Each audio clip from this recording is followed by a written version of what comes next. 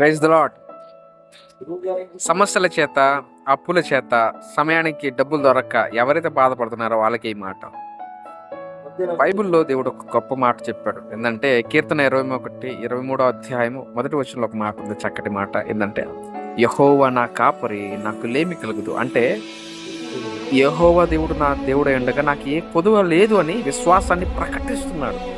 మనం కూడా విశ్వాసాన్ని ప్రకటించడం నేర్చుకోవాలి.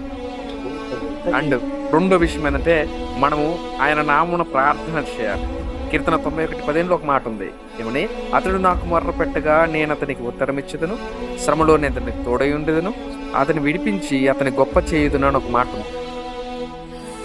మరి ఆయనకి మొర్ర పెట్టమని చెప్తున్నాడు. మొర్ర పెడితేనే నేను విడిపిస్తాను అంటున్నాడు. మరి నువ్వు మొర పెడుతున్నావా? నీ నోటిని విశ్వాసపు మాటలతో వల్లిస్తున్నావా లేదా? ఒకసారి చెక్ చేసుకో. విశ్వాసాన్ని ప్రకటించు, ప్రార్థన చేయి, నిరీక్షణ కలిగి ఉండు. దేవుడే అన్ని సమకూరుస్తాడు. ప్రార్థన చేయడం మానద్దు, విశ్వాసం ఉంచడం మానద్దు, నిరీక్షించడం మానద్దు. నోటి ద్వారా ఖచ్చితంగా వచనాన్ని, యెహోవా నా కాపరి, నాకు లేమి కలుగుదని ప్రకటిస్తూ ఉండు. దేవుడు నీకు ఖచ్చితంగా నీకు అన్ని సరి అయిన సమయంలో నీకు అన్ని దయచేస్తాడు. ధైర్యంగా ఉండు, విశ్వాసంతో ఉండు, నమ్మకంగా ఉండు. ఓకేనా? Praise the lord.